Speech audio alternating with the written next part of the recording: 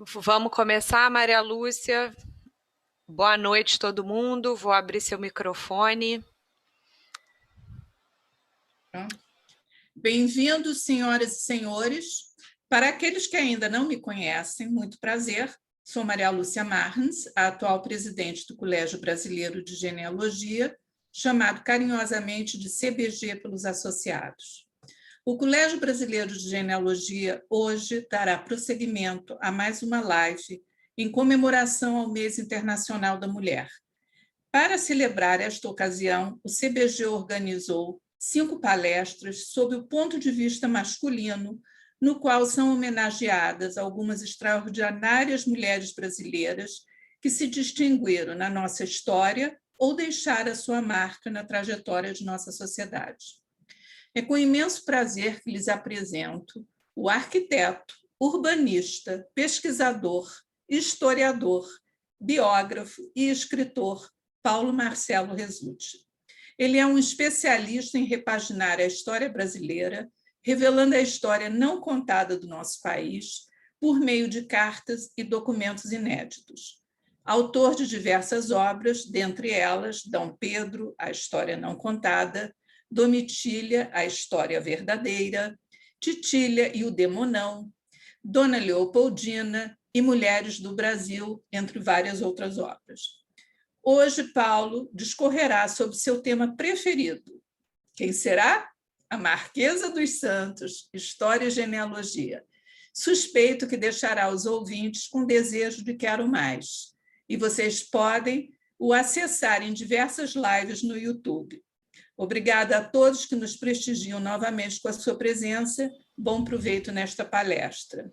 Obrigada pela sua presença. Bom, antes de passar a palavra para o Paulo, vou só fazer uns lembretes rápidos, porque deve estar todo mundo ansioso. Primeiro, agradecer, a gente teve mais de 100 inscritos para esse webinar. Agradecer ao Paulo, é uma honra estar aqui dividindo esse painel com ele. Como de costume, eu e o Charles vamos ficar no chat e no Q&A, né, perguntas e respostas. Então, eu peço para a gente tentar concentrar as perguntas e respostas no Q&A, porque a gente vai deixar o Paulo falar e fazer as perguntas no final, e o chat fica para os comentários, críticas e sugestões. O Charles vai ficar monitorando isso, tá bom? Paulo, a palavra é sua.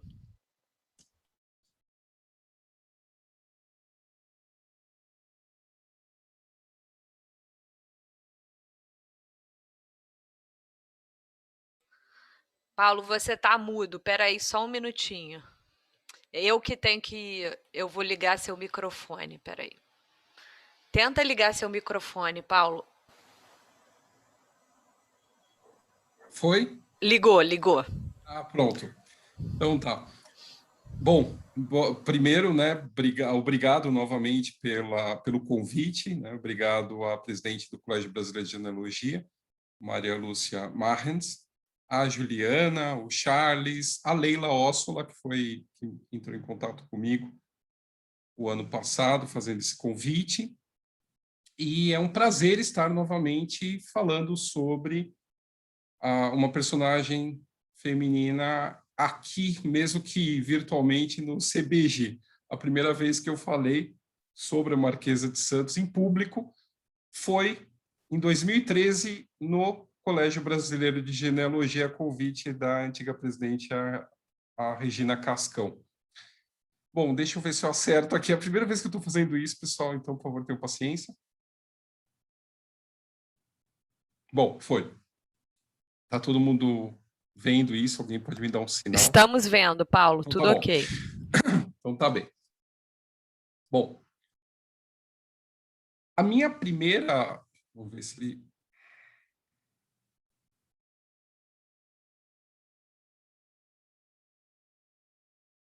Ah, foi.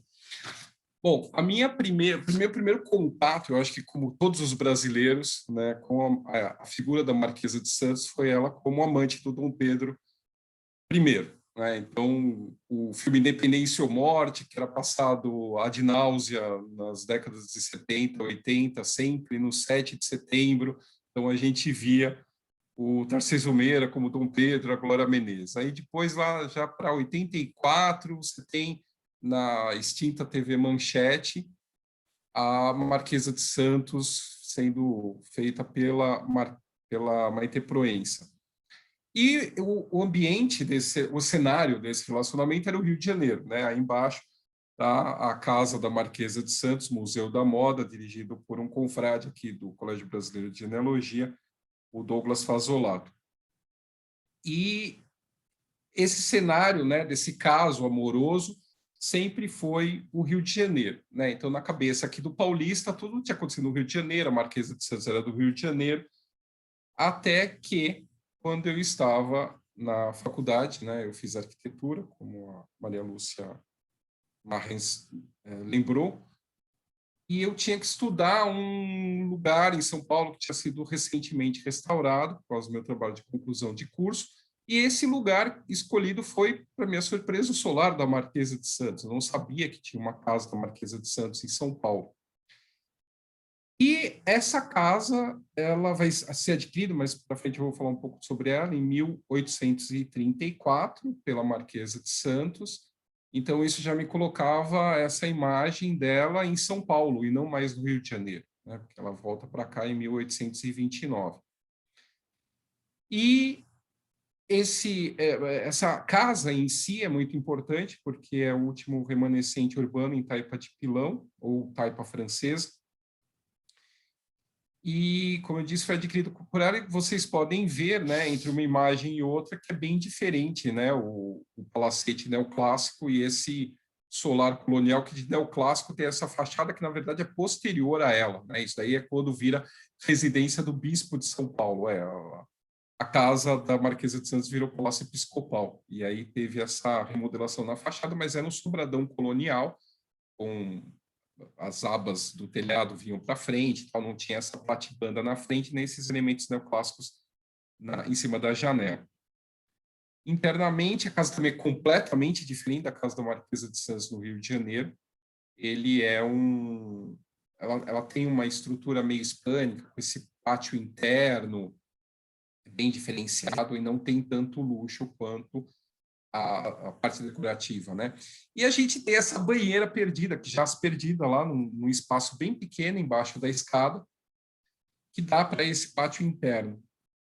E essa banheira ninguém sabe, ninguém viu. Existem hipóteses que ela teria vindo com a Marquesa de Santos do Rio de Janeiro para São Paulo, porque ela traz todos os móveis da casa dela do Rio de Janeiro. Essa banheira poderia ser dela. Enfim, quando essa casa entra na propriedade da Prefeitura de São Paulo, essa banheira está dentro, e então fica essa dúvida de onde seria. Seria dela, do bispo, ou ainda do engenheiro da companhia de gás, que a casa ainda vai virar a sede da companhia de gás. Bom, com esse choque, né, então com essa Marquesa de Santos que apareceu na minha frente, que não era nem amante do Dom Pedro, né, não era só amante do Dom Pedro, era mais do que isso, como eu vi, porque estudando a casa dela, eu percebi que a questão dela ser amante do imperador do Brasil fazia 10% da vida dela, né, e a minha dúvida era o que aconteceu com os 90%.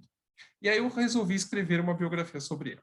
Comecei a pesquisar, e eu não queria falar dela como amante do imperador, né, porque isso aí já estava muito debatido e tal, já todo mundo falava.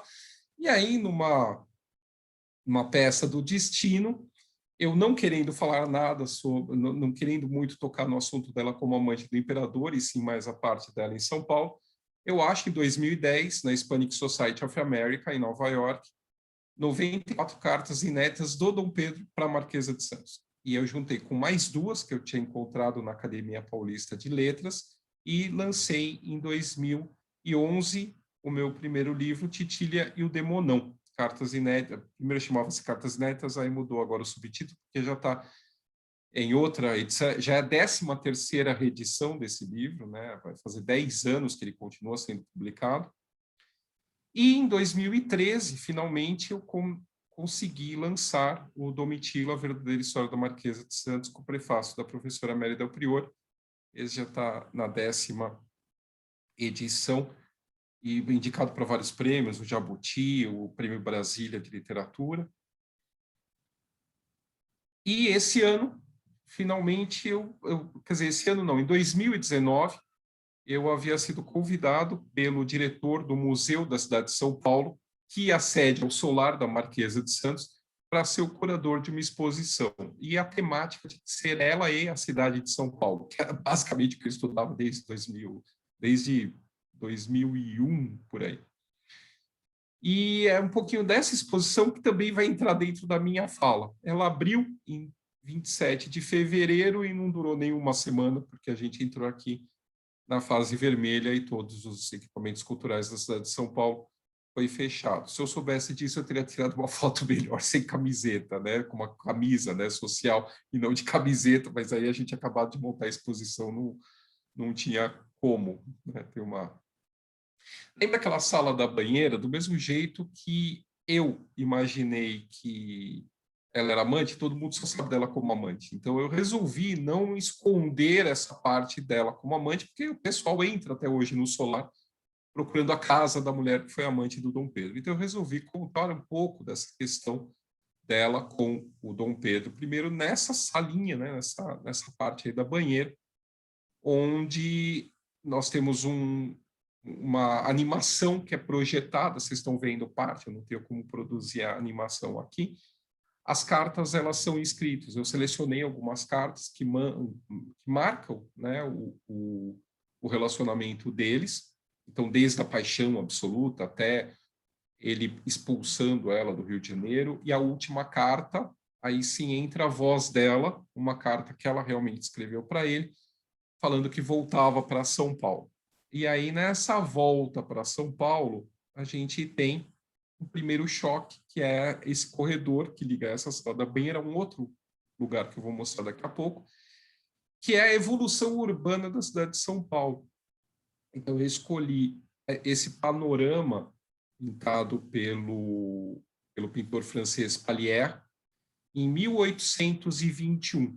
Então, quem conhece a São Paulo, esse alagado é o rio Tamanduateí.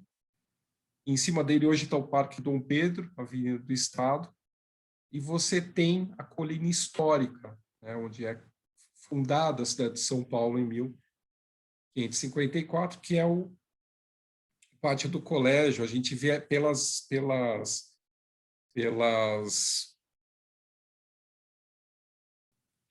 torres das igrejas o que era o quê. Então, essa rua grande aqui que você vê, assim, tem duas pontes que levam para o centro da cidade. Hoje é a Avenida Rangel Pestana, que é onde foi tirada a foto de baixo. A foto de baixo é exatamente a mesma vista que o Pallière teve, aproximadamente a mesma vista que o Pallière teve, só que em cima é 1821, embaixo é 2011, foi tirada ainda esse ano essa foto. A cidade da Marquesa de Santos, ela nasce em 1797, morre em 1797, ela morre em 1867, às vésperas de completar 70 anos. Essa cidade não muda, ela está meio estagnada, ela tem um crescimento muito baixo do nascimento dela até a morte dela. Você tem um acréscimo de 10 mil habitantes. São Paulo vai sofrer um boom nos 20 anos posteriores à morte dela, quando de 34 mil habitantes, de 31 mil habitantes pula para 64 mil habitantes, e aí começa, vai subindo. A última sala, que a gente chamou de sala do mapa, nós andamos em cima do mapa, né? Eu coloquei o mapa da cidade de São Paulo de 1844, que é esse círculo que vocês veem embaixo, né? Para entender a tela, em cima é só um painel, é o primeiro painel que abre a exposição, são 6 painéis nas paredes ao todo.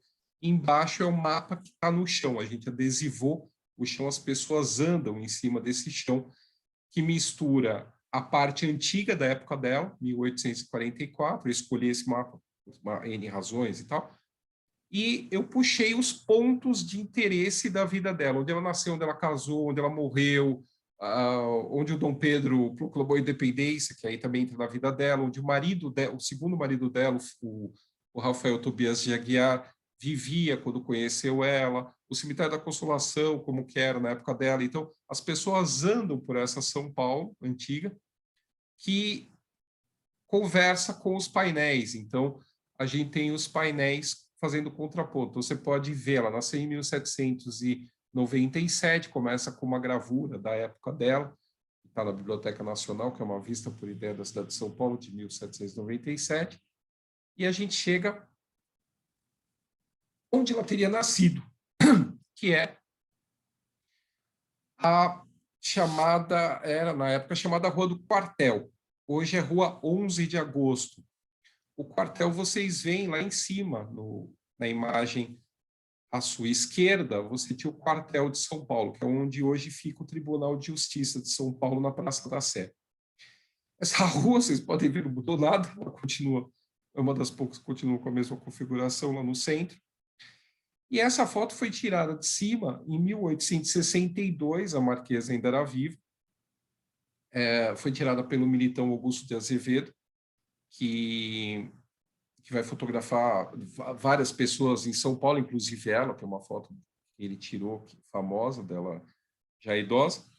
E aí, essa cidade de 1862 para 1797, quando ela casou, não mudou muito. Então, por isso que eu também usei esse tipo de material. E como é que eu sei que ela nasceu aí? Por causa disso, por causa do censo da Terceira Companhia de Ordenanças de 1797. Isso aí está nos maços de população de São Paulo, está sob guarda no Arquivo do Estado.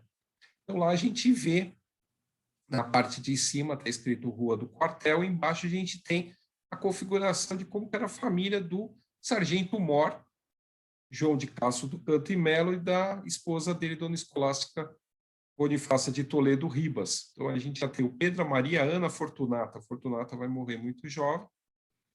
E embaixo os agregados e os escravos, né? Contando 5 escravos. Isso em 1797. Em 1798, a Domitila já aparece com 1 ano de idade. Aí já no censo da primeira companhia de ordenanças, tem uma reformulação. A família da Domitila é formada pelo pai, era o João de Castro de Canto e Melo, a mãe, Escolástica Bonifácia Toledo Ribas. Aí a gente tem a junção de duas famílias aristocráticas o suficiente. O João de Castro, ele era um militar, ele vai ser comandante do 4º Esquadrão de Cavalaria de São Paulo. Ele descende ele nasce, né, na Ilha Terceira dos Açores, ele descende de uma família ilustre açoriana, mas antes mesmo de eles chegarem nos Açores, eles também tiveram a família bem longeva, você consegue chegar até num irmão da Inês de Castro, né, a famosa, que foi rainha depois de morta de Portugal.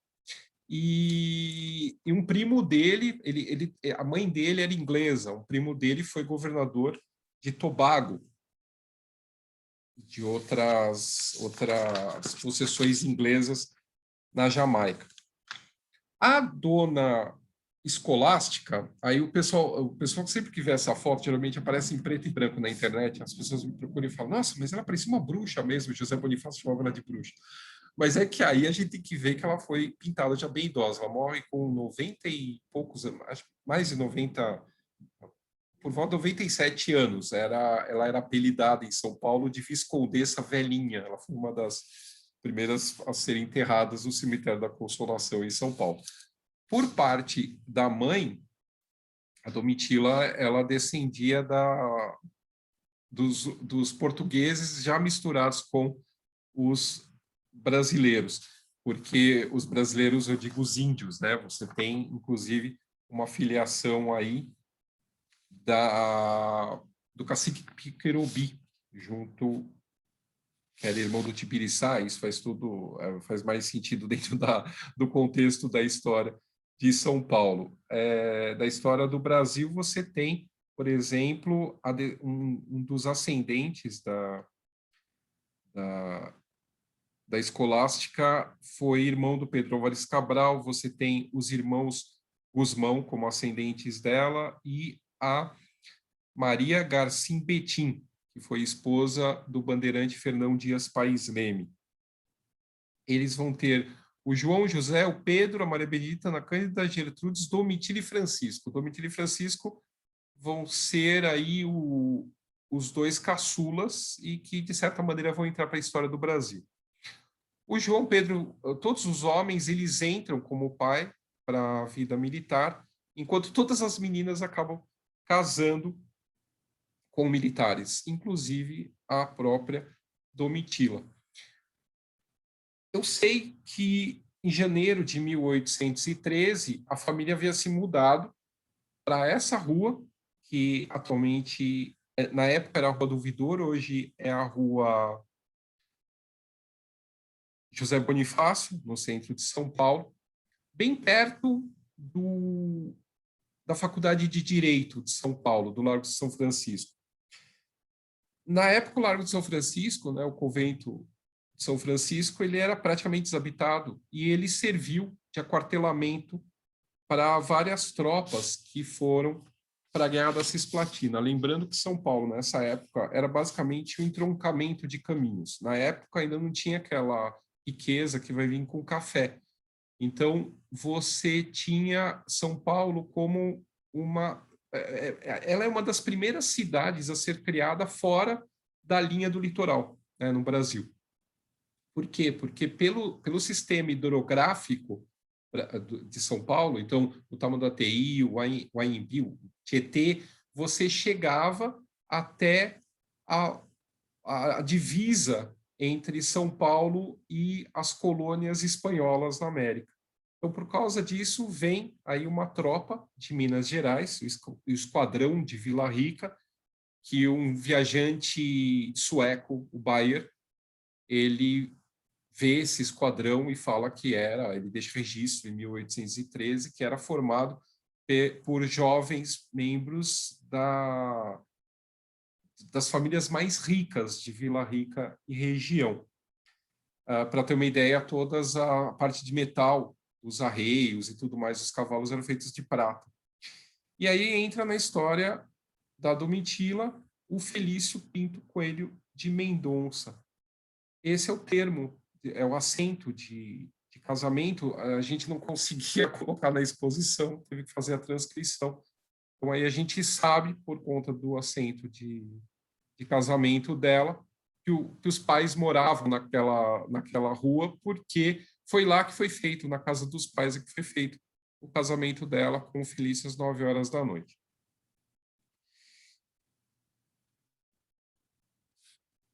Isso em janeiro de 1813. Ela nasceu em 27 de dezembro de 1797.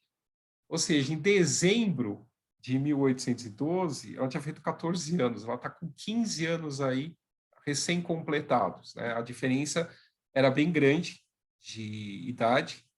Ele era mais velho que ela, 23 anos, e vinha de uma família riquíssima. O pai dele, na época que eles casaram, tinha 300 escravos minerando ouro na fazenda Cachoeirinha, perto de Cocais, na Serra de Cocais, que vai dar depois origem a esse feudo familiar, nessa mineração de ouro lá da família, vai dar origem futuramente a Barão de Cocais, a cidade de Barão de Cocais.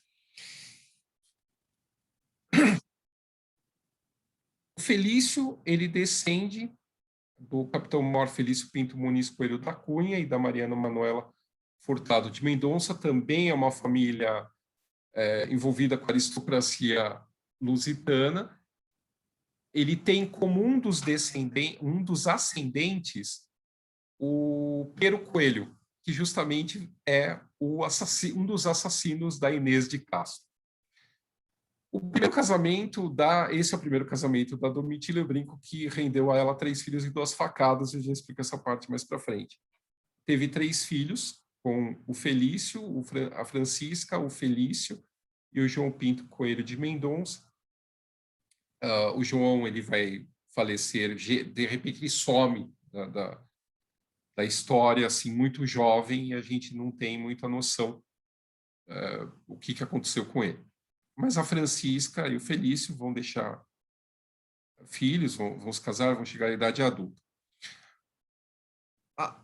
A mulher paulista, tem um ditado que vem do sul de Minas que fala que quem casa com paulista nunca mais levanta a crista. A fama da mulher paulista, na época do Brasil colônia, era a fama de uma mulher brava. Vocês têm que imaginar que, por essa questão, essa localização geográfica de São Paulo, na época colonial, facilitava toda as entradas, bandeiras, toda essa questão do bandeirantismo paulista vem por causa dessa posição geográfica de São Paulo. Com esses homens todos saindo atrás de ouro, diamantes, pedras preciosas em gerais, índios, né? Se caçava-se índios para aprisioná-los. Quem ficava na cidade eram as mulheres. E elas que meio que governavam. Então, você tinha mulheres padeiras, você tinha mulheres você tinha mulheres açougueiras, padeiras, padeiras, e, enfim, eu estou esquecendo, mas tinha uma profissão que geralmente era só homem que fazia, mas as mulheres paulistas também exerciam, porque não tinha homem em São Paulo. Então, basicamente, a sobrevivência delas e dos filhos dependiam delas mesmas. Então, tinha uma câmara, basicamente, ficava uma câmara aqui em São Paulo, meia dúzia de gato pingado de homem, cuidando da administração pública, mas a maior parte dos homens iam para as entradas e bandeiras. Então, dessa mulher que vai ter fama de bruxa, como a dona Escolástica vai ter, e de bravas, né, que dependia o sustento, não só delas, como da cidade e dos próprios filhos. Né? Então, aí, essa sobrevivência dos filhos, muitas vezes, era com rezas e ervas. E aí também a mulher paulista vai ter fama de bruxa. E essa mulher paulista, especificamente a Domitila, ela não vai se deixar dobrar. Você tem também, nessa época, pelo Código Filipino, que é o que coordenava, o que arranjava, né, a sociedade civil do Brasil e de Portugal, que era o equivalente hoje ao Código Civil, a mulher era basicamente uma propriedade do marido, ou do homem em geral. Se ela não era... Se ela não tinha ligação direto com o pai, né, o pai mandando nela, na falta do pai era o irmão, na falta... sendo casada, então era o marido. Ela só tinha paz, né? A mulher em geral só tinha paz sendo viúva. Então, raramente a viúva casa de novo, né? É uma coisa que, casando, quem vai administrar geralmente os bens dessa viúva é o marido. Né? A mulher ela não pode ter administração dos seus próprios bens. Né? Vão ser raras as mulheres que vão ter isso. E a Domitila, ela entra nessa questão da mulher brava paulista. E o Felício, na tentativa de amansá-la da sua braveza, de corrigi-la, como poderia ser corrigida uma mulher, segundo a lei da época, com espancamentos, castigos, etc., ela se revolta. Coisa rara também, e se ela não tivesse se revoltado, nós não estaríamos falando dela hoje aqui, né? Ela não teria rendido história. Nessa revolta dela de não querer sofrer os castigos físicos impostos pelo marido, fora bebedeira, fora jogo, fora perda de dinheiro em jogo, ela consegue fazer outra coisa rara na época, que os pais dela aceitassem ela de volta em 1816. Então, ela fica junto com o Felício de 1813, quando eles casam, até 1816, pega os filhos e volta para São Paulo. Ele, em 1817, ele consegue transferência para o Esquadrão de São Paulo, ele troca o Esquadrão de Vila Rica, na verdade, para o Esquadrão de Santos, mas ele consegue a transferência depois para São Paulo. Para tentar voltar às boas, para tentar formar a família. Entretanto, isso não dá muito certo. Aí também é parte da exposição, no mapa, é uma reconstituição da onde seria a Bica de Santa Luzia, que era uma das fontes de água de São Paulo na época. E aí, do lado, a gente tem a foto de hoje em dia, né? Não tem mais bica, não tem nada, tem uma rua lá no meio.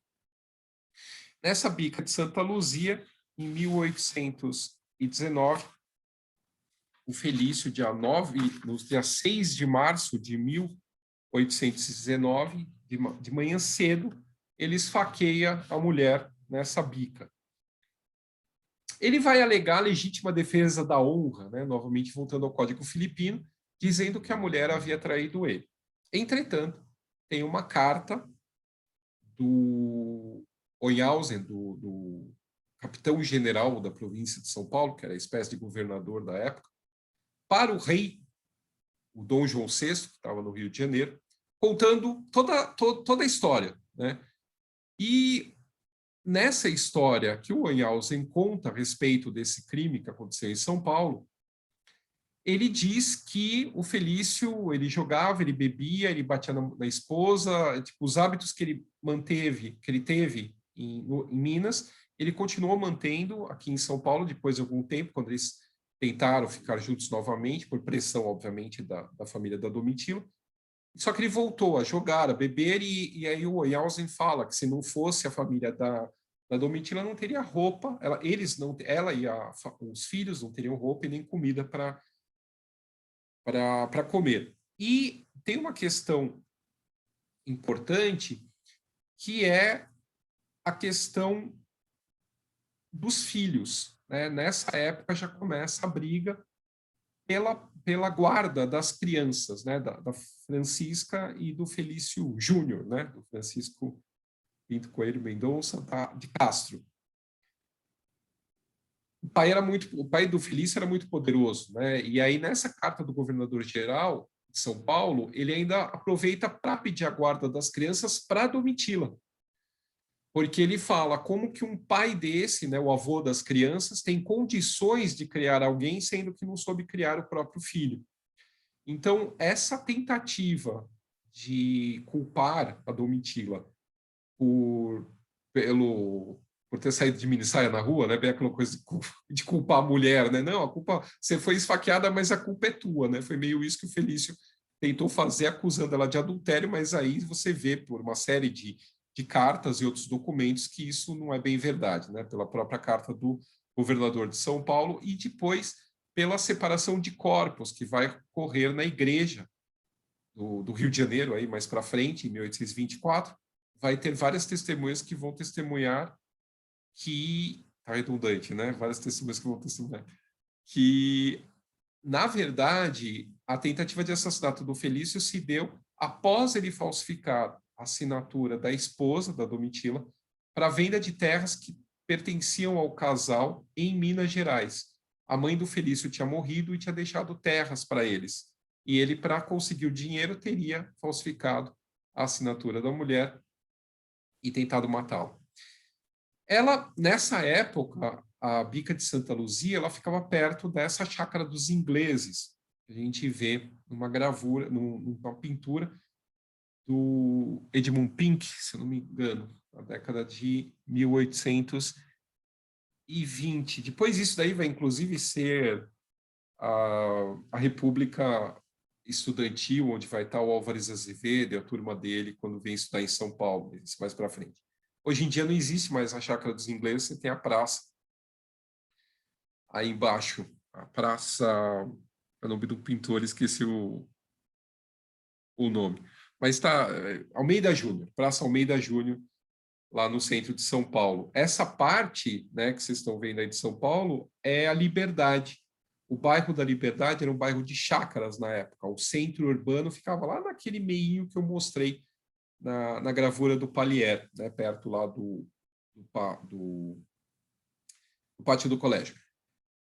Nessa chácara é que provavelmente, quando ela ainda estava aí com os filhos, né, depois de ter sido esfaqueada, ela passa 3 meses entre a vida e a morte, com o esfaqueamento do Felício, que é preso, mandado para o Rio, obviamente não dá nada o processo, e ele é libertado. E em 1822, ela é esfaqueada em 19 a 22 começa a briga pela posse das crianças, o pai do Felício brigando por isso lá em Minas. E as crianças com ela em São Paulo. Em 22, você tem, um pouquinho antes, em 21, você tem o retorno do Dom João VI para Portugal. Né? Em 1820, você tem a Revolução Liberal no Porto, que acaba, a Revolução do Porto, que acaba com o absolutismo em Portugal e convoca as Cortes Gerais, que eram uma Assembleia Constituinte. O Dom João VI é obrigado a voltar e acaba deixando o herdeiro do trono, o Dom Pedro, futuro Dom Pedro I do Brasil e IV de Portugal, aqui no Brasil como príncipe regente. Você tem o Dia do Fico, em janeiro de 22, e logo após isso, São Paulo, José Bonifácio e São Paulo mandam tropas, que são os tais dos leais paulistanos, né? A tropa dos leais paulistanos, que vão para a corte ajudar a defesa, qualquer coisa que venha de ataque dos portugueses descontentes com o Dom Pedro falando que não ia voltar. Você tem o levante da divisão auxiliadora portuguesa no Rio de Janeiro, já entrando dentro do processo da independência, mas isso antes propriamente do 7 de setembro. Quem vai para lá? Quem é um desses leais paulistanos? É o Francisco de Castro do Canto e Melo, o irmão mais novo da Marquesa de Santos. Da Domitila, ainda ela não é Marquesa de Santos. E em agosto de 22, em agosto de 22, você tem uma crise política em São Paulo que obriga o Dom Pedro a vir para cá. Então, ele vai governar São Paulo de agosto a setembro de 22 e convocar novas eleições por causa dessa crise política que se abateu em São Paulo. Diz a lenda que... E aí quem vem escoltando ele do Rio de Janeiro para São Paulo? O Francisco de Castro do Canto e Melo, que inclusive vai ser uma das testemunhas do 7 de setembro, né? Mas o 7 de setembro, ele que tudo que a gente reproduz até hoje é tudo do relato histórico deixado pelo Francisco de Castro, uma das testemunhas do grito. E aí, em agosto de 22, o Dom Pedro chega em São Paulo. Obviamente, ele vai conhecer a família, né, desse ilustre açoriano, né, o João de Castro, do Canto e Melo, pai do Francisco. Aí, provavelmente, nessa residência onde eles moravam, na Chácara dos Ingleses. O próprio Dom Pedro marca numa carta para a Marquesa de Santos, quando que em agosto, né, de 22, ele começou a ter amizade com ela, né? Só que essa amizade era uma amizade colorida, né? Era uma coisa um pouco mais do que uma amizade. Ele era casado desde 1817, quando a Leopoldina chega no Rio de Janeiro, uma arquiduquesa austríaca, super, hiper bem preparada, culta, inteligente, conhecia muito de política, de ciências naturais, falava vários idiomas, esteve presente durante o Congresso de Viena, quando teve o Concerto da Europa pós-Napoleão Bonaparte. Mesma coisa não dá para falar do Dom Pedro, apesar de tentarem dar uma boa educação para ele, ele era muito rebelde, ele estudava quando ele queria, depois ele vai se arrepender muito disso e vai cobrar a educação que ele não teve nos filhos, dizendo que ele e o Mano Miguel, o irmão dele, o Dom Miguel, seriam os últimos ignorantes da família. E aí, nisso tudo aparece a Marquesa de Santos na vida do Dom Pedro, né? A gente não tem as cartas dela para ele, a gente tem as cartas dele para ela, e dele para ela a gente depreende que foi realmente uma paixão, né? Dela a gente não tem como ter certeza absoluta, mas também se foi paixão ou sobrevivência, né? Porque imagina o que devia ser você ser uma mulher esfaqueada pelo marido na província de São Paulo em 1819. Não devia ser a coisa mais fácil do mundo, ainda mais brigando pela guarda dos filhos que ela tentava manter com ela. Então, apareceu o príncipe no cavalo e ela aproveitou, né? Isso daí é bem certo, que houve um interesse muito grande da parte dela, E houve também o interesse da parte dele, porque senão, né, quem era casado era ele, ela estava tentando se separar. Então, também não, a gente tem que colocar a evidência dessa questão de quem era casado nessa época era ele. Ela já tinha entrado com o pedido de separação, que só vai ser resolvido em 1824, às vésperas do nascimento da segunda filha deles. Em 22, depois do 7 de setembro, ele retorna para o Rio de Janeiro, ela fica em São Paulo, só que junto dele já vai para o Rio uma boa parte da família. Vai o pai dela, o irmão dela, o cunhado dela, o Boaventura Delfim Pereira, futuro barão de Sorocaba, vai estar, ele era um nobre, vinha de uma família aristocrática portuguesa, tinha foros de fidalgo da Casa Real Portuguesa, e ele vai participar, inclusive, do cerimonial da coroação do Dom Pedro na Capela Imperial, né? Antiga Capela Real, a Capela Imperial, a igreja da Antiga Sé, do Carmo da Antiga Sé, no Rio de Janeiro, atrás do Paço Imperial. Então, você já tem todo esse envolvimento da família da Domitila nisso tudo. Ela vai escrever para ele no final de 22, dizendo que está grávida, e ele vai retornar para ela uma carta falando para ela ir para o Rio de Janeiro, que não vai faltar nada nem para ela nem para a família dela. E realmente não vai faltar nada para ninguém, inclusive títulos, né? Ele vai dar título para a família toda. O Boaventura Delfim Pereira vai virar barão de Sorocaba, o pai dela vai virar visconde de Castro. Depois o título vai passar para o irmão mais velho dela, que vai ser o segundo visconde de Castro, uma das raras vezes que a gente pega e tem, assim, continuação do título na família. Ele vai enobrecendo ela a cada vez que ela toma uma afronta social, basicamente. Então, em 1823, esse primeiro filho dela some, desaparece. Existem boatos que ela teria dado para adoção, sumido com a criança, outras pessoas confirmam que essa criança teria morrido. Em 23, então, ela chega no Rio e começa, então, o relacionamento deles propriamente dito lá na sede da corte. Inicialmente era uma coisa bem escondida, né? Mas que aos poucos isso vai mudando. Você tem em 1823 ela tentando ir num teatrinho constitucional, que ficava próximo onde hoje é o Real Gabinete de Leitura, no Rio de Janeiro.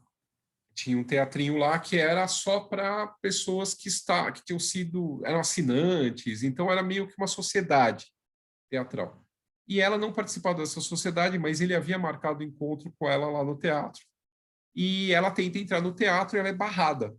Quando ele chega no teatro e sabe que houve essa afronta a ela, ele sai do teatro e no dia seguinte manda fechar o teatro.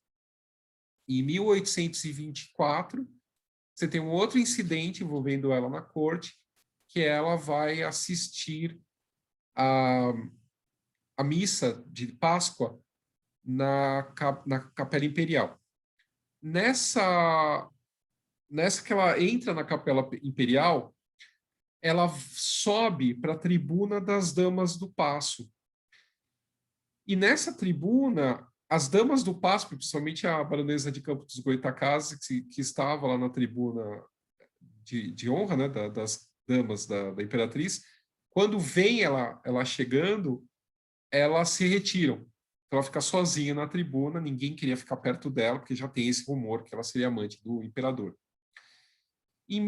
Só que aí o que acontece? Logo em seguida, depois da Páscoa, sai a nomeação dela como dama camarista da imperatriz. Aí uma das cartas que eu achei lá em Nova York, tem uma carta do Dom Pedro para ela falando que ele estava dando a chave da tribuna para ela e para ela se atrasar. Porque agora, então, quem ia ficar esperando, quem ia ficar de pé, iam ser as damas enquanto ela não chegasse. Porque esse título de dama camarista da imperatriz colocava ela acima de todas as damas da Leopoldina.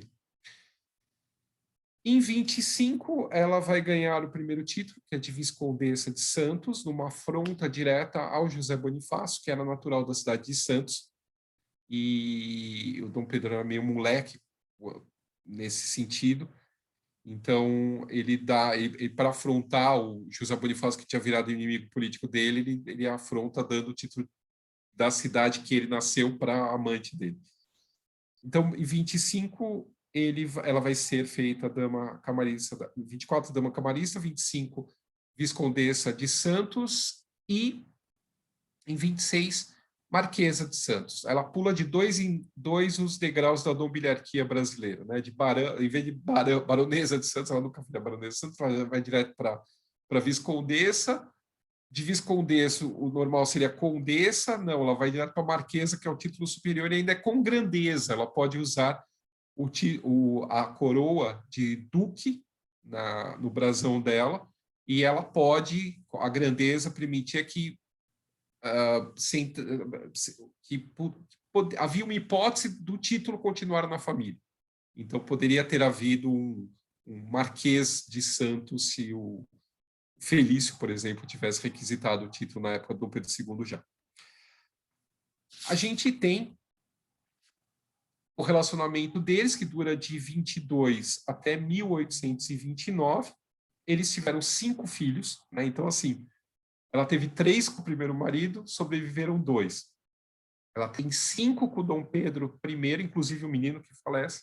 Esse menino nasce com dias de diferença do Dom Pedro II, também em 25, dezembro de 25. E só 2 meninas sobrevivem, a Isabel Maria e a Maria Isabel. Super criativos os nomes. A primeira vai ser reconhecida pelo pai, de mãe desconhecida. Eu acho muito legal essa questão que a mãe dela é desconhecida, o pai é conhecido, mas a mãe é desconhecida. E ela vai ser criada junto com os outros irmãos no Palácio São Cristóvão. Inclusive vai ter briga com as meninas e tal. Ela depois o Dom Pedro tira ela definitivamente da Marquesa de Santos, mandando a menina ser educada na França, e depois vai casar na Baviera, sendo protegida pela segunda imperatriz do Brasil, a Amélia de Leuchtenberg. A outra menina que sobrevive desses 5 filhos é a Maria Isabel, condessa de Iguaçu, que vai nascer depois do término do relacionamento deles. Essas assinaturas que vocês estão vendo aí, a primeira é o Fogo, Foguinho, a segunda é o Demonão, a segunda é o Imperador, e a quarta, a primeira é Fogo, Foguinho, a segunda é o Demonão, terceira é o Imperador, e a quarta é Seu Amo e Senhor, o Imperador. Isso daí é como ele vai assinando, por aí você tem como ver como que vai diminuindo a paixão dele por ela, né? Ele começa as cartas de 22, isso é uma maneira que eu encontrei, né, pelas assinaturas e pela forma de tratamento, de datar essas cartas, e também pelo que é mencionado nelas, para saber de quando é a carta, porque o lote que eu achei na Hispanic Society of America, ele não tem a datação. Então, eu tive que ver um esquema de como conseguir colocar uma linha temporal, e aí, claro, fica nítido pelo fim da paixão dele por ela, como que vai mudando a assinatura. Em 1826, a Imperatriz Leopoldina morre no Palácio São Cristóvão, no Rio de Janeiro, e a partir disso ele começa a procurar uma nova esposa na Europa, o Dom Pedro. O problema é que ele não só deu títulos para ela, mas para a família toda, ele empregou toda a família dela em todos os níveis, assim, a família colateral materna. Então, tem prima dela que vai continuar na corte, vai ser a aia da Princesa Isabel, ainda já no segundo reinado. Então, vai ter uma série de Ribas, Castros e outros que vão estar dentro do palácio durante algumas gerações, mas não só dentro do palácio, também dentro do Estado-Maior do Exército e várias outras posições de destaque, e na corte também. O pai dela, por exemplo, é feito guarda-roupa-mor, ele que vai apresentar, por exemplo, o Visconde de Castro, que vai apresentar o herdeiro do trono, Dom Pedro II, nos braços para os deputados da Assembleia que vêm conhecer o herdeiro do trono do Brasil. Então, essa família está totalmente junto e misturada com a estrutura do palácio e administrativa e política brasileira durante algum tempo. Ele compra aquela casa, ele constrói basicamente aquela casa na frente de São Cristóvão, que eu mostrei lá no primeiro slide, quando eu mostrei, né, o 7 de setembro, Independência e Morte e a minissérie Marquesa de Santos, né, tinha a casa, que é a Casa Marquesa de Santos, no Rio. Ele vai dar essa casa. Então, é um escândalo que não acaba mais, né? O Barão de Marechal, que era o diplomata austríaco no Rio de Janeiro, num despacho para o príncipe de Metternich, que era o primeiro-ministro austríaco, ele conta ainda quando a Leopoldina estava grávida, dona Leopoldina, uma tarde que a corte passou na fazenda de um barão, e ele estava lá o imperador, a imperatriz, os príncipes, a Marquesa de Santos, os seus filhos, a Duquesa de Goiás, e todo mundo vivendo pacificamente, como se a bigamia tivesse sido estabelecida no Brasil. Então, era uma coisa gritante. Quando a Leopoldina morre em 26, ele tem uma grande dificuldade de conseguir uma segunda esposa, porque ninguém quer mandar uma mulher para o Dom Pedro, uma futura imperatriz do Brasil, né, uma filha, uma irmã, uma prima, para se casar, né, nenhum rei, nenhum imperador europeu quer mandar ninguém aqui para o Brasil para casar com esse doido que colocou a amante vivendo praticamente dentro do Palácio Imperial e colocou a filha para ser criada junto com o herdeiro e as outras princesas imperiais brasileiras, as outras princesas brasileiras. É que o título de princesa imperial é dado só para o herdeiro do trono. E aí, então, ele vai demorar bastante, de 26 até 29, para descobrir que está casado com a Amélia de Leuchtenberg. Eles casam e ele não sabia desse... Quer dizer, ele sabia, claro, estava tendo as tratativas de casamento, e ele se descobre casado já com ela, quando então ele toma uma resolução imediata de expulsar a Marquesa de Santos do Rio de Janeiro, porque ele tinha que limpar, né, a barra, né? Essa nova mulher vai chegar e ele tem que se mostrar a pessoa mais ilibada da face da terra, né, para salvadora dele do trono, que ele vai falar que a Amélia é salvadora dele e tal, e da pátria, dos filhos e tudo mais. E então quem é mandado embora daqui do Rio de Janeiro, a Marquesa de Santos, grávida dessa última filha, né, a condessa, a futura condessa de Iguaçu. Essa condessa de Iguaçu, diferente da Duquesa de Goiás, não é um título dado pelo imperador. A condessa de Iguaçu ela era casada com o conde de Iguaçu, vai ser casada com o conde de Iguaçu. E aí, então, a Domitila, ela retorna para São Paulo em 29, grávida da última filha com o Dom Pedro. Essa é a única filha que ela vai criar, essa é a única, a outra ela não vai mais ver. A condessa de Iguaçu, ela mantém até o fim junto de si.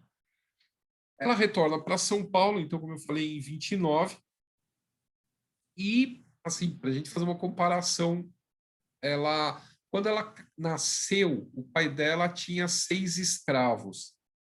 Quando ela retorna do Rio para São Paulo, essa mulher traz consigo 50 escravos e cerca de 60 bestas, 60 mulas carregadas do Rio de Janeiro.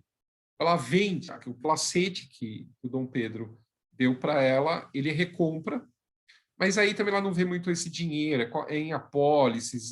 Daí em 31 ele vai sair do Brasil. Então, eu nunca cheguei à conclusão de quanto efetivamente de tudo que ele prometeu para ela ele pagou, mas ela conseguiu uma boa grana com ela tinha engenho no Rio de Janeiro, ela tinha várias coisas que ela acaba vendendo e vindo para São Paulo. E o palacete lá do Rio de Janeiro, ele só compra a casa, toda a mobília vem com ela para São Paulo. Em 1834, onde ela chega em 29, em 34 ela vai comprar aquela casa que eu falei que está aqui embaixo, aqui vocês estão vendo. Ela é, obviamente, a mulher mais rica da cidade de São Paulo. Todo o grande escândalo do relacionamento dela com o Dom Pedro, ela consegue passar por cima, simplesmente, porque ela tinha dinheiro, ela tinha... E ela vai ter posição social, porque em 33, o Felício, o primeiro marido dela, morre.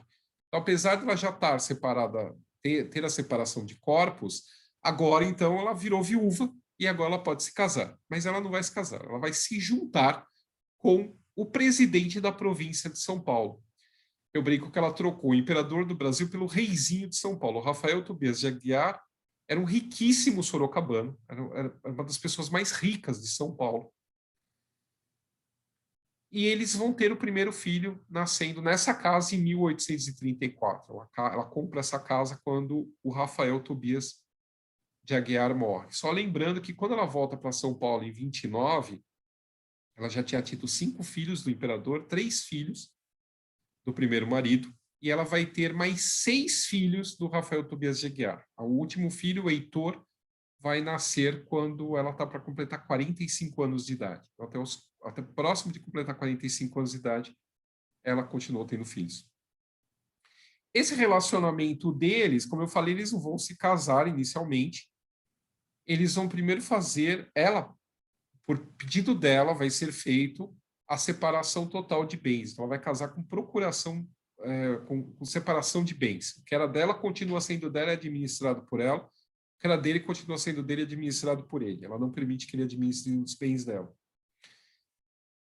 E isso era uma coisa muito usual pela legislação da época. Como eu falei, o Rafael Tobias de Aguiar vai ser presidente da província de São Paulo em 2 gestões. Ele se ressentia de não ter estudado em Coimbra, porque ele era o único herdeiro do pai, então ele não podia se ausentar do Brasil, mas ele vai estudar com o Martim Francisco Ribeiro de Andrada e Silva, o irmão do José Bonifácio, que monta uma escola, e do lado do banco escolar do Rafael Tobias de Aguiar estava o padre Feijó, que vai ser regente do Império. Então ele, o Feijó, regente do Império, e ele e outro amigo aqui governando a província de São Paulo. Depois ele vai virar deputado federal, ou seja, a Marquesa de Santos vai continuar indo para o Rio de Janeiro, pelo menos até 1858, quando ele morre. 1858, é que eu não consigo...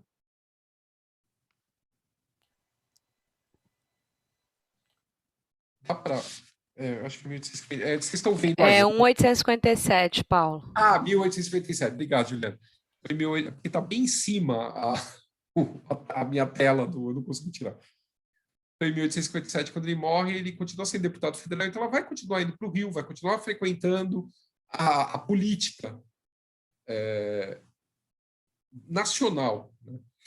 Em 1842, em São Paulo, estoura a revolta, em São Paulo, em Minas, a chamada Revolução Liberal de 1842, cujo principal líder, pelo menos em São Paulo, é o Rafael Tobias de Aguiar. Quem vem apaziguar essa revolta em São Paulo é o futuro Duque de Caxias, né? Na época o Barão de Caxias, que conhecia Domitila já desde a época do primeiro reinado. E aí que eles se casam. Às vésperas, quando eles perdem a última batalha em Sorocaba, o Rafael Tobias de Aguiar tem que fugir, que ele vai ser preso pelas tropas do Caxias. Então, eles se casam só às vésperas do Rafael Tobias de Aguiar fugir. Também era uma forma de ele assegurar que eles casados, ela poderia administrar todos os bens dele, né? Lembra da questão da procuração de bens? Ela poderia administrar todos os bens dele em favor dos filhos que eles tiveram, com ele preso, se acontecesse alguma coisa com ele. Ele foge, ele acaba sendo aprisionado mesmo assim no sul do Brasil, no Rio Grande do Sul, e é levado preso para o Rio de Janeiro. E tem uma carta do Caxias nessa época para a mulher, falando que havia encontrado a Marquesa ainda muito fresca, apesar da idade, 40 e poucos anos, apesar da idade, não, 44 anos. Estava muito fresca ainda, e ele descreve a Marquesa de Santos. E essa mulher, ela enterra o tesouro da família num convento em Sorocaba, onde ela fica, né, com a filha e com os filhos dele, e com a mãe dele, que era paraplégica, estava numa cadeira de rodas. Ela se refugia num convento em Sorocaba, cuja abadesa era prima do Tobias, E aí, para esconder os tesouros, baú com ouro e o próprio tesouro do convento, as freiras tentam cavar e ela perde a paciência, ela mesmo pega a pá e sai cavando o buraco e enterrando as coisas no jardim do convento. Mas aí o próprio Caxias recebe ela, porque ela está no convento, em respeito a ela, ele não, e as crianças e a mãe do Tobias, ele não permite que os soldados incomodem ela e a família, e aí com isso ela consegue escapar com o tesouro, não só do convento, mas também o tesouro da família do Tobias lá em Sorocaba. Ele vai morrer em 1857 a bordo de um navio. Quando ele acaba o ano legislativo, ele está voltando, acaba uma parte lá da legislação, ele está voltando para São Paulo, né, do Rio para São Paulo, e começa a passar mal a bordo. Ele tinha diabetes e nefrite. O rim dele começa a falhar.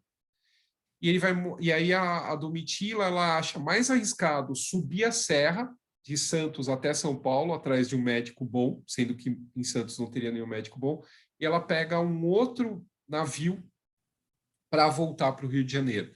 E nessa que ele já está chegando no Rio, estão prestes a desembarcar, ele morre na Baía do Rio de Janeiro, em 1857. E aí ela fica viúva, mas ela continua tendo uma vida social super intensa. Esse é um dos salões aqui do Solar da Marquesa de Santos, em São Paulo, onde ela recebia a sociedade, né? Ela dava 2 festas, além do carnaval, que ela dava bailes de máscara, ela dava 2 festas principais, que era no 7 de setembro e no 11 de agosto. Esse 7 de setembro é a nossa liberdade política, o 11 de agosto é a nossa liberdade intelectual, né? Você não precisava mais mandar seus filhos estudar fora, você já podia mandar, você não precisava mais mandar seus filhos para Coimbra, você já podia mandar para a faculdade de Direito, né, para a Academia de Direito, ou de Olinda, Recife, ou para São Paulo, né? E a de São Paulo é que vai mudar um pouco o ar da cidade, com um monte de estudantes vindos de várias partes do Brasil, cujas famílias, muitas famílias importantes, conheciam a Marquesa de Santos na época dela, não só na época do Dom Pedro, mas na época dela como esposa do deputado pela província de São Paulo, Rafael Tobias de Aguiar, lá do Rio de Janeiro. Então, esses moços, então aí no caso, eu coloquei a imagem do Álvares Azevedo, que frequentou esses salões paulistanos da Marquesa de Santos, vão ser protegidos por ela, né? Então, na falta de parentes, esses jovens vão ter na Marquesa de Santos uma referência. E também política, né? Você encontra em jornais da época algumas críticas a ela. Ela sempre militou dentro do Partido Liberal. O Rafael Tobias de Aguiar era o líder do Partido Liberal em São Paulo. Ela vai continuar militando politicamente. E nos jornais da época a gente encontra algumas menções a essa questão dela influenciando a política de São Paulo, com os moços do Solar da Marquesa de São Paulo. Então, ela protegia esses estudantes que acabavam depois entrando para a política local, ou às vezes nacional. Mas não era só de política que ela vivia, ela também vivia de emprestar dinheiro a juros, né? Numa época que não tinha tantos bancos assim. Ela consta nesse almanaque administrativo mercantil industrial da província de São Paulo de 1858, como a única mulher capitalista. Você vê vários, Barão de Antonina, o de Guape, várias pessoas emprestando dinheiro a juros em São Paulo, e ela é a única mulher listada nesse almanaque. Essa aí é toda a lista de benemerências dela, que começa ainda no Rio de Janeiro. Quer dizer, um dos primeiros registros é a respeito da recuperação da matriz de São Cristóvão, ainda na época do relacionamento dela com o Dom Pedro. Na época da Cisplatina, ela doa dinheiro e aí não para, né? E é interessante que ela fala, né, que o meu sexo, numa carta de doação do dinheiro para a Guerra da Cisplatina, ela fala que o meu sexo não permite que eu ofereça também a minha pessoa, né? Então, ela dizendo que se ela pudesse, ela também iria para a guerra, né? E essa coisa assim, senhor, como brasileira e brasileira paulista, Esse orgulho de ser paulista também é muito forte nela. E aí você tem toda essa lista de ações benemerentes que ela vai se meter aí, então desde a construção da Santa Casa de Misericórdia, doação para a criação de enfermaria, contribuição para o combate de fome no Cabo Verde, na África. E aí tem uma relação forte dela também com o Cemitério da Consolação. Ela era irmã, no final da vida dela, ela vai virar irmã professa da Ordem do Carmo, por isso que eu coloquei esse brasãozinho aí da Ordem do Carmo no slide. E como irmã professa, ela poderia ser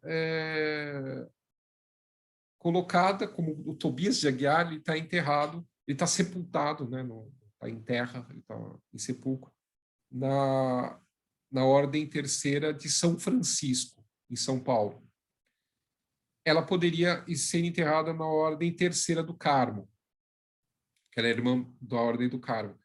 Mas, nessa época, você já tem a lei que impede o enterramento feito nas igrejas, e aí você tem a construção do Cemitério da Consolação, que ninguém queria ser enterrado num lugar, todo mundo queria ser enterrado dentro da igreja, que era o que era tradicionalmente feito até então. E ela marca muito essa questão da criação do Cemitério da Consolação, porque uma figura de exponente, né, uma figura forte na política, na sociedade de São Paulo, compra os lotes perpétuos, 3 lotes perpétuos, e doa dinheiro para a construção da capela do Cemitério da Consolação. Aí depois ainda... Então, aí você já tem uma mudança até meia... Nossa, a Marquesa de Santos comprou para ser enterrada lá, você já tem uma coisa tipo, então talvez não seja tão essencial ser enterrado dentro de uma igreja. E é lá, então, em 3 de novembro de 1867, ela morre às vésperas de completar 70 anos. A enterocolite aguda que ela sofre. Provavelmente água contaminada, não seria muito improvável. E esse é o túmulo dela, até hoje, no Cemitério da Consolação, cuidado pela família de um músico chamado Mário Zan. Ele fez uma promessa para ela, e de acordo com ele, ele já é falecido, de acordo com ele, ela teria ajudado ele. Né? De acordo com ele, a Maria Ângela Zan, que é a filha dele, ela é cantora sertaneja, mas de música de raiz, e ela nasceu e ele tinha várias meninas, e quando ele passa, vários meninos, ela era a única filha mulher, só que ela estava desenganada, os médicos acharam que ela não ia sobreviver, estava na UTI pré-neonatal, e ele saiu da Santa Casa de Misericórdia, vagando a esmo, e e entrou no Cemitério da Consolação. E no Cemitério da Consolação ele encontrou o túmulo da Marquesa de Santos, que nos anos 70, por aí, ele dizia que tinha até pé de milho que estava nascendo aí, porque ele estava completamente abandonado o túmulo. E ele lembrava da história da Marquesa de Santos, do Dom Pedro, porque ele nasceu e viveu no bairro do Ipiranga, né, onde tem o Museu do Ipiranga. E aí ele fez uma promessa, ele falou que se a Marquesa de Santos ajudasse a filha a sobreviver, ele cuidaria do túmulo dela. E aí, quando ele chegou em casa, recebeu um telefonema falando que a Maria Ângela tinha passado bem, já tinha mamado e provavelmente ela ia sobreviver. E sobreviveu. E aí, desde então, ele nunca deixou de cuidar do túmulo da Marquesa de Santos. E ele queria ser enterrado no Cemitério da Consolação, e não é que ele conseguiu um túmulo na frente do túmulo da Domitila, é uma coisa muito interessante. Bom, gente, é isso. Eu me estendi demais para variar.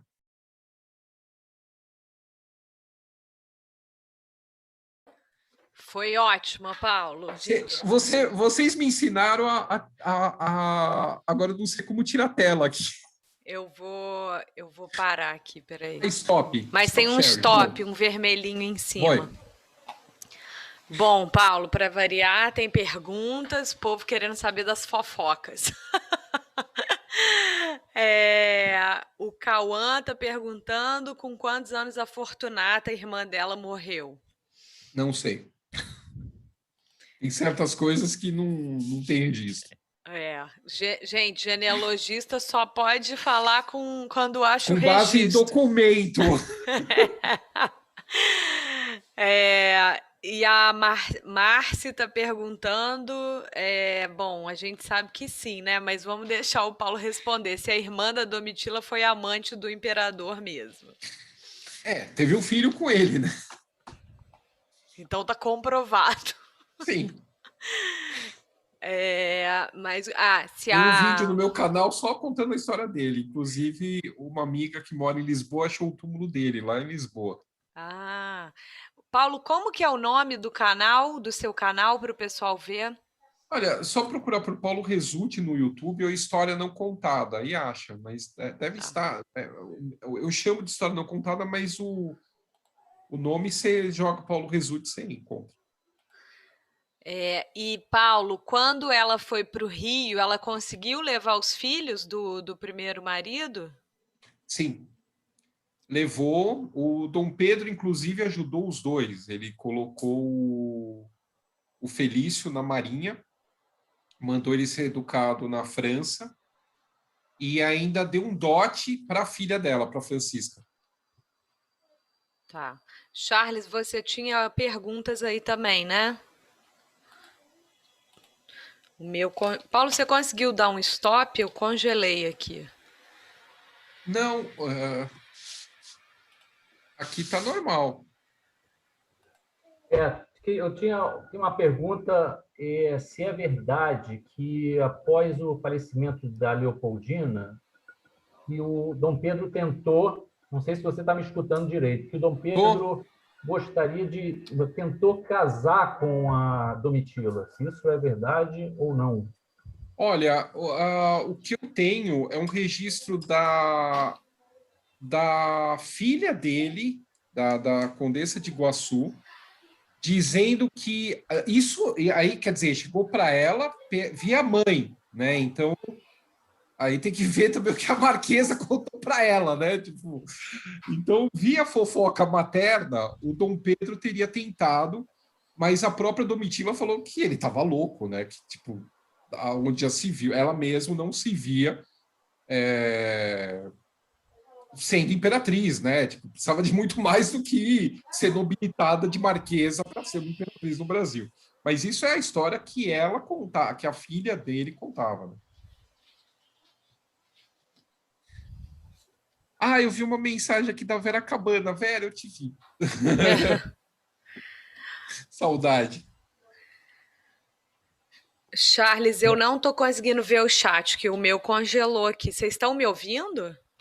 Sim. Tem várias perguntas no Q&A, Juliana. Você pode ler para mim, Charles? Eu não estou conseguindo ver. Congelou. A Melina está pedindo para você, Paulo, falar um pouquinho sobre a Inês de Castro. E tem um vídeo que tem uns erros no meu canal, mas assim, eu não me preparei para falar da Inês de Castro. O ano que vem vocês me chamam de novo. Só sobre a Inês de Castro. Ótimo. Então, um pouco sobre a história da Marquesa fumando cachimbo em sua casa de São Paulo, sentado num estrado. É a pergunta do Rafael Botelho. Então, isso não é uma pergunta, é uma afirmação. Isso daí tá quem registrou isso, inclusive está na minha exposição, foi a esposa do Richard Burton, a Isabel Burton, o Richard Burton foi o cônsul britânico em Santos, que ele odiava Santos, mas ele preferia ficar em São Paulo, então ele transferiu o consulado para a Rua do Carmo, do lado da casa da Marquesa de Santos. Então, a Isabel Burton, a esposa do Richard Burton, ela conviveu com a Marquesa de Santos, porque eram vizinhas, e ela registra nas memórias dela, em inglês, lançadas na Inglaterra na virada do século, esse contato com a Marquesa de Santos em São Paulo. Então, ela fala que era uma grande dama e tal, mas que houve uma cena que ela recebeu a Isabel, certa vez, ela fala, ela usa um termo que quer dizer dentro da intimidade, né? Então, dentro dessa intimidade, a Marquesa estava sentada no chão fumando um cachimbo e contando algumas histórias para Isabel. Legal. Tem uma outra pergunta aqui da Viviane. Gostaria de saber a relação entre a Marquesa e a Imperatriz. Quando se encontraram, você tem algumas cartas ou documentos falando claramente sobre esses encontros? Tem as cartas do Dom Pedro para a Domitila, né, na época ela era Marquesa, falando a respeito do primeiro encontro. Então, que ela foi apresentada pela Marquesa, a Domitila foi apresentada para Leopoldina em 23, claro, como filha de pessoas importantes na cidade de São Paulo que tinham ajudado ele durante o processo da independência. E aí ele fala que a Leopoldina, isso está no meu livro, eu não vou lembrar direito, mas tinha alguma coisa a ver com a doença de Lázaro, que ela falou, que a Domitila tinha falado que tinha doença de Lázaro. Então aí eu fiquei na dúvida, se ela era lazarenta, ela tinha convulsão, né, epiléptica, como o Dom Pedro. Aí o Dom Pedro respondeu para a patroa, como ele fala na carta, eu respondi para a patroa que se você tem isso ou não, não me é do meu interesse, porque eu não tenho nada com você. Querendo disfarçar, né? Então, mas assim, a gente não tem algumas cartas da Leopoldina para outras pessoas, para o secretário dela, para o Scheffer, de desabafo, mas ela não toca no nome da Domitila. Ou ela chama de a outra, ou de mulheres que se fazem de Maintenon ou Pompadour, né, que são as amantes do rei francês, dos reis franceses, mas ela não chega a falar exatamente, mas você sabe de que ela está falando. E aí entra toda a questão de como a Domitila acabou tomando um papel político, né? Que acabou solapando para o papel da imperatriz.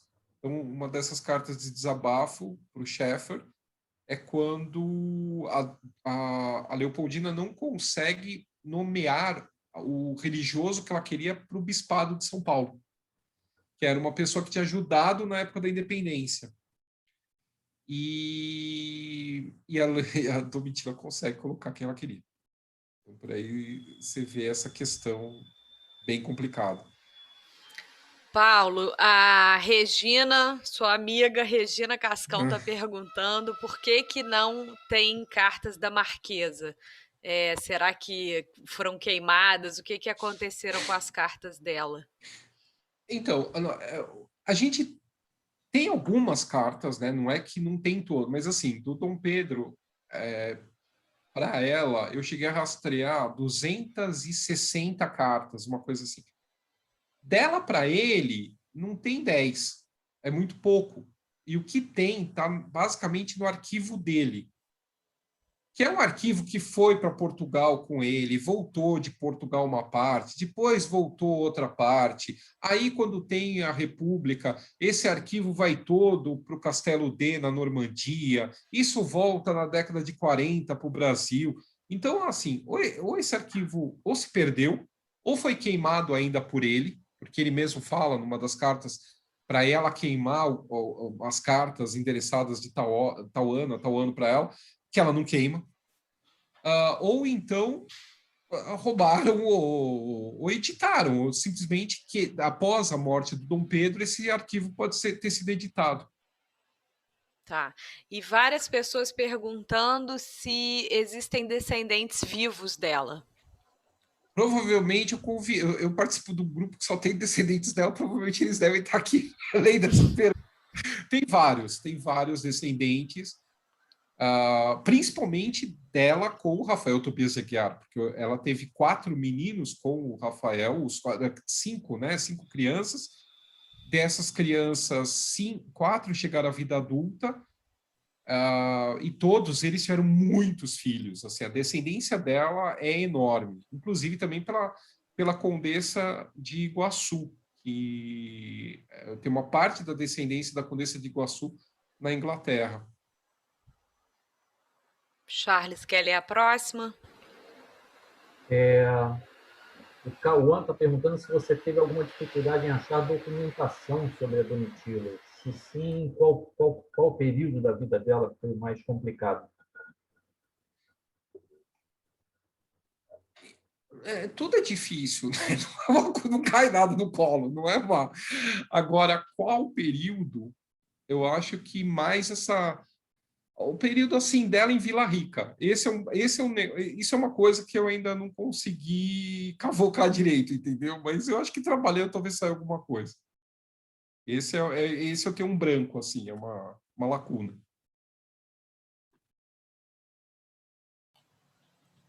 A Viviane está perguntando sobre o Pedro, o único filho homem do Dom Pedro com elas se chamava Pedro, se Sim, era Pedro brasileiro, né?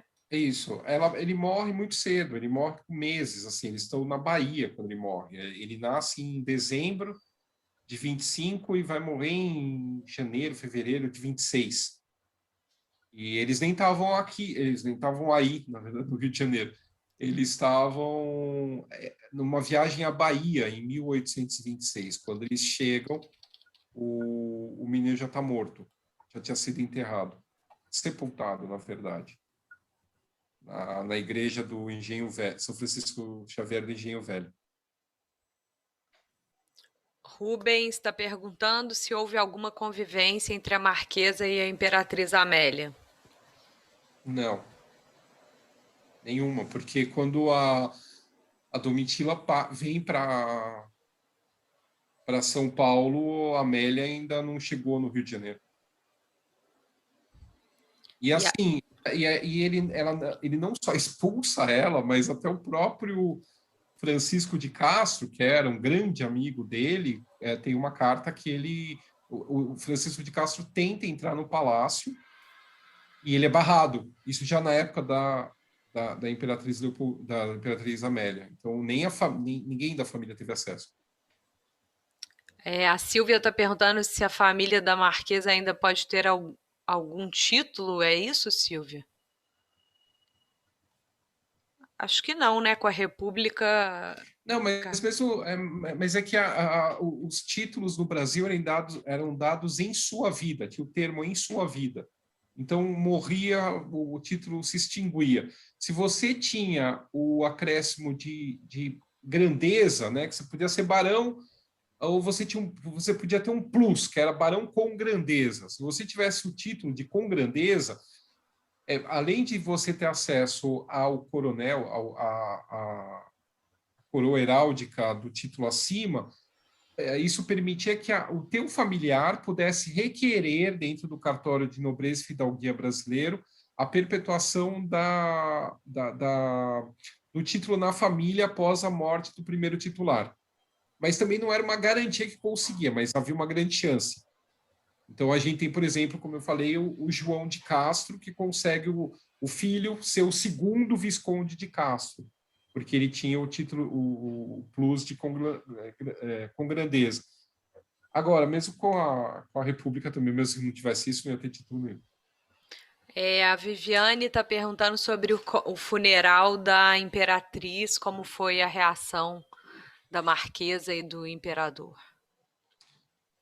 O imperador não estava não estava no Rio de Janeiro. Quando a Leopoldina morre, ele estava indo para levar tropas para Cisplatina, mas ele retorna do meio do caminho e ele já chega no Rio com ela sepultada no convento da Ajuda, onde hoje é a Cinelândia. E da Domitila não se tem registro de... Ela foi maltratada, ela alega que foi maltratada pela corte, ela não foi convidada, obviamente, para o funeral da Imperatriz. O cunhado dela toma um tiro na rua por causa disso, e ela tem que ser levada... Ela vai para onde? Ela vai para a casa de alguma dama, se não me engano, não vou lembrar o nome, mas ela vai para a casa de uma outra dama porque o palacete dela em São Cristóvão é apedrejado. Então, há uma revolta pela morte da imperatriz direcionado a ela e à família dela. Bom, gente, eu acho que bom, tem 2 descendentes aqui, um descendente do João de João. Castro Melo, o Antônio, e a Silvia, descendente do Felício. Ah! Bacana. Silvia, eu acho que eu já falei com ela pelo Instagram. Bom, vou então passar a palavra, Paulo, se você quiser fazer alguma consideração, e depois para Maria Lúcia. Não, eu só agradeço a todos pela recepção e pela paciência, e estourei aí o tempo. Você também, Charles, se você quiser falar alguma coisa, você está no mudo. Não, só lembrar que a palestra vai ficar disponível no YouTube e para vocês também visitarem o canal do Paulo no YouTube, que é bastante interessante. Acho que possivelmente todos conhecem aqui, mas ainda fica aí o convite para todo mundo, porque tem muita coisa bacana no canal dele. Obrigado. Bom, como sempre, né, o Paulo deu uma aula maravilhosa, eu chamaria isso uma de aula. A gente sempre aprende alguma coisa nova com você. Foi uma palestra sensacional. E, como eu já disse antes, quem quiser ver mais do que o Paulo faz, entra no YouTube, ele tem inúmeros vídeos no YouTube contando um pouco da história do Brasil, e é muito bacana. Muito obrigado, Paulo, pela tua presença. O CBZ agradece. Pelo convite. Boa noite a todos. Obrigada aí pela audiência.